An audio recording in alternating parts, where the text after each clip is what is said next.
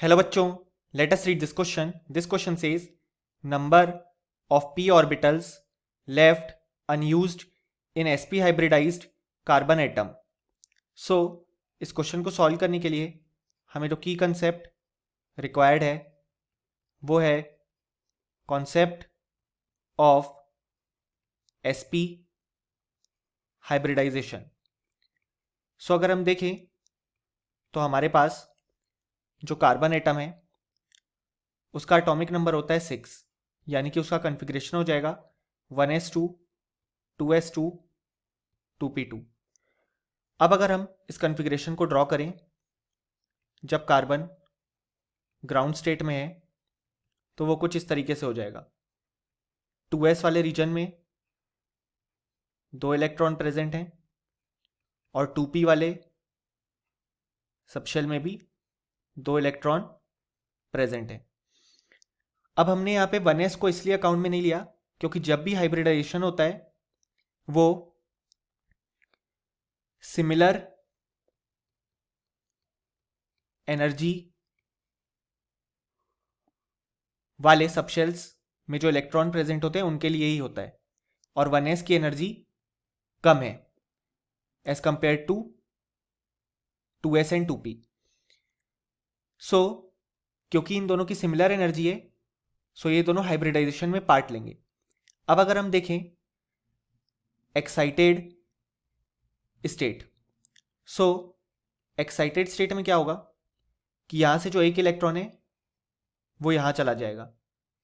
सो 2p में आ जाएगा 3 electrons जो कि हम इस तरीके से शो कर सकते हैं एंड 2s में प्रेजेंट रहेंगे एक इलेक्ट्रॉन.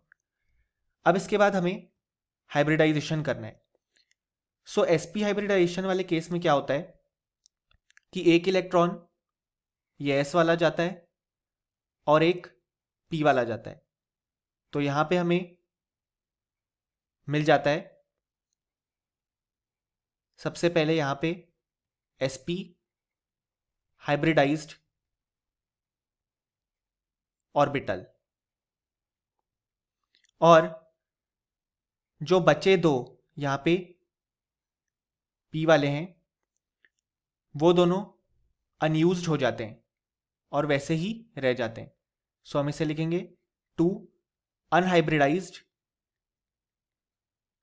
p orbitals.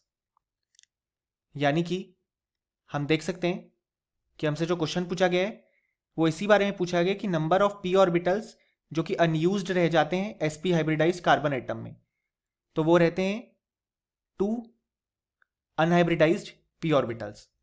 अब हम इसे इस स्ट्रक्चर से भी समझ सकते हैं.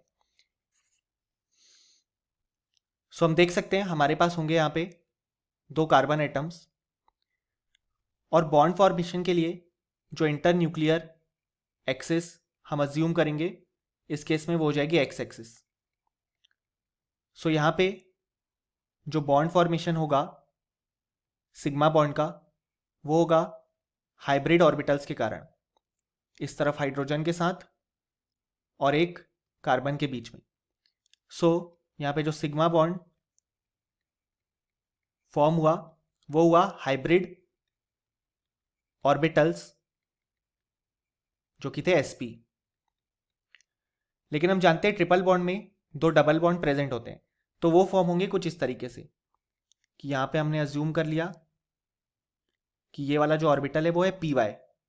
क्योंकि हमने inter nuclear axis x axis मानी थी तो जो ये वाला p ऑर्बिटल है वो है px वाला.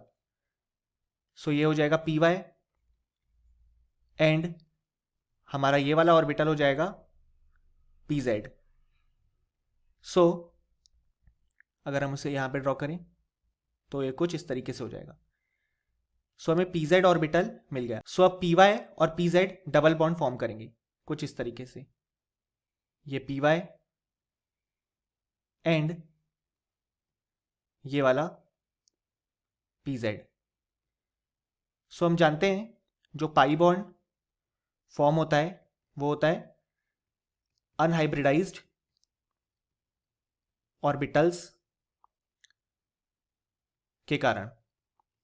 सो हम देख सकते हैं यहां भी कि जो अनहाइब्रिडाइज ऑर्बिटल्स हैं वो हैं 2, जो कि इस केस में कौन से हैं, पी वाई और पी जेड।